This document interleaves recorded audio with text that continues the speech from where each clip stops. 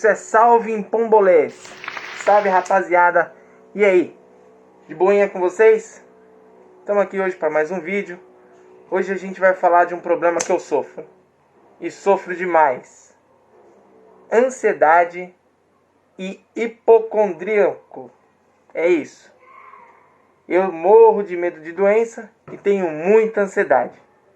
Então, antes de começar o vídeo, solta aquela vinhetinha safada.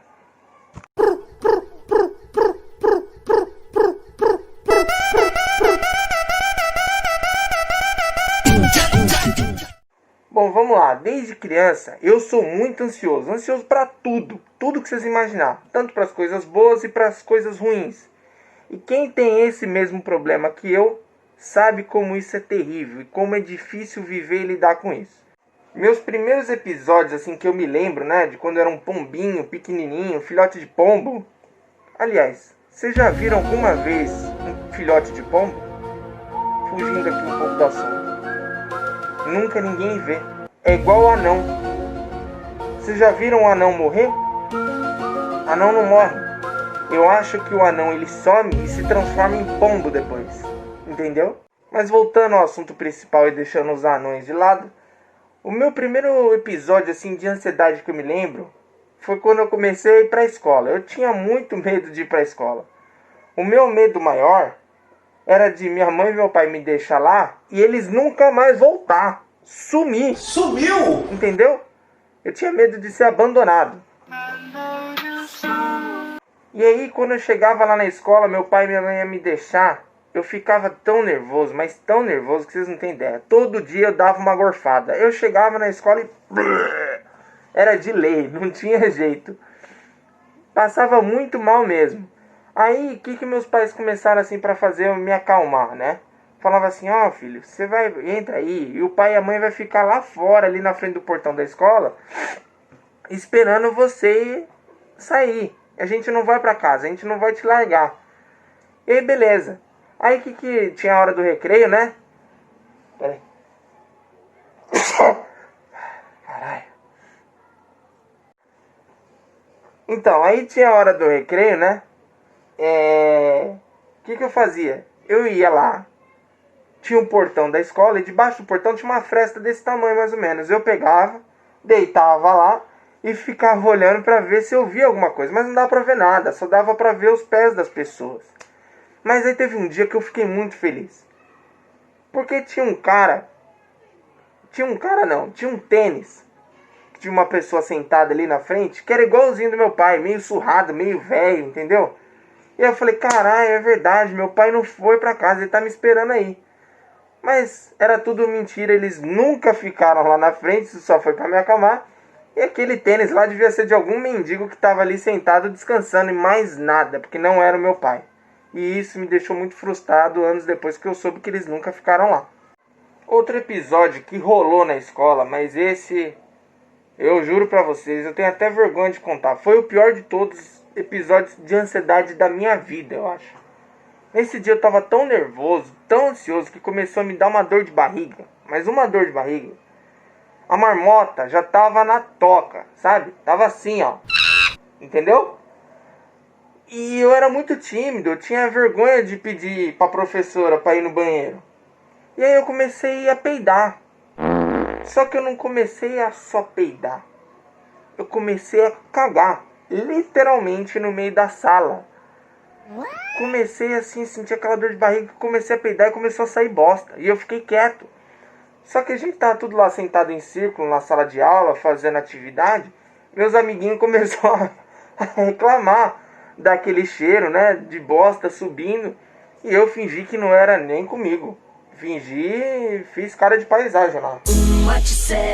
E aí eu fiquei assim até a hora de ir embora pra casa. Quando eu entrei no carro dos meus pais, subiu aquele cheirão de merda.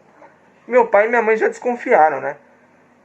E aí chegamos em casa. Minha mãe foi tirar minha roupa pra me dar banho. Eu juro pra vocês, que cena lamentável. A hora que abaixou as calças, a bosta saiu pela cueca. Tava seca já, porque isso foi no início da aula. Então eu fiquei umas 4 horas com a bosta colada. A bosta desceu, ela colou na perna. Uns toroção seco assim, ó, sabe? Sabe quando cocô de cachorro fica na rua, naquele sol e fica aquelas pedras duras? Tava igual, só que na minha perna. Aquele toroção seco assim, ó. Minha mãe ficou inconformada com aquilo. Aí beleza, aí o tempo foi passando, o medo da escola também foi passando, né? Porque aí eu fui me acostumando, fui vendo que aquilo não era tão ruim, comecei a melhorar nessa parte. Mas aí em contrapartida, junto com a minha ansiedade, começou a surgir outro medo. O meu medo de doença. Eu fiquei totalmente hipocondríaco. E quando eu era criança, eu era todo zoado. Eu vivia doente, eu tinha bronquite. Mas o pior episódio foi uma vez, que eu devia ter uns 10 anos mais ou menos, eu comi uma pizza. E a pizza tava zoada. Zoada, zoada, zoada. Eu só sei que eu comi, eu vomitei até a minha alma. Fiquei internado nesse dia, eu pensei que eu ia ver o homem lá de cima, Jesus. Entendeu? E quando eu era moleque, a ansiedade, o medo de doença, medo de vomitar, medo de passar mal, começou a prejudicar outra coisa na minha vida. A minha rola. Pois é. Toda vez que eu ficava com medo, ansioso, eu apertava a rola que nem um louco. Isso aí é só uma amostra da minha ansiedade. Eu tive ansiedade pra tudo. Quando foi no primeiro emprego, eu ficava muito ansioso também. Toda vez que trocava de emprego, eu ficava muito ansioso, muito nervoso. E pra dar uma, então? Pra dar uma nem se fala. A rola não subia. Mas aí eu acho que era meu pau se vingando de mim. Falava, vai filho da puta, você me apertou a vida inteira, me judiou aí. Agora não vou subir. Aí ele ficava assim, ó. Moisés.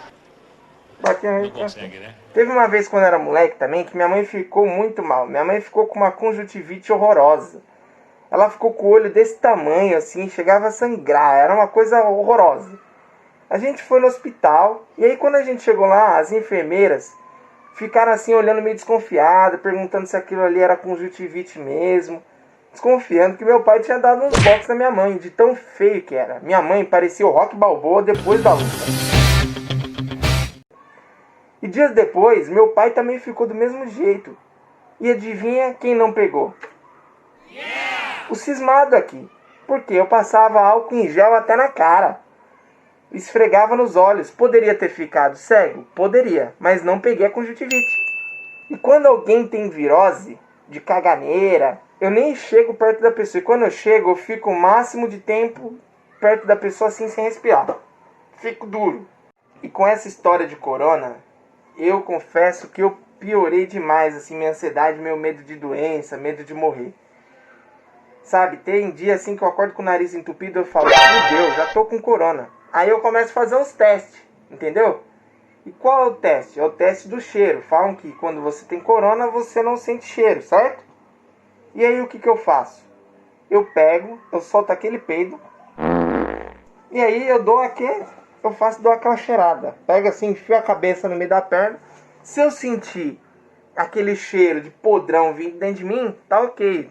Tô de boa, a princípio, né?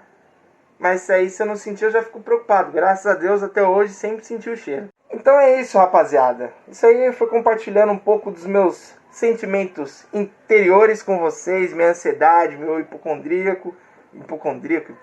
Ah, sei lá, esse medo de doença aí. Espero que vocês tenham gostado do vídeo. Aposto, tenho certeza que muita gente vai se identificar com o mesmo problema que eu tenho. E é isso aí, rapaziada. Segue a gente aqui no Instagram. Deixa seu like, ativa o sininho aí, se inscreve no canal e dá uma força aí pro pombo. Demorou? É nóis, até o próximo vídeo.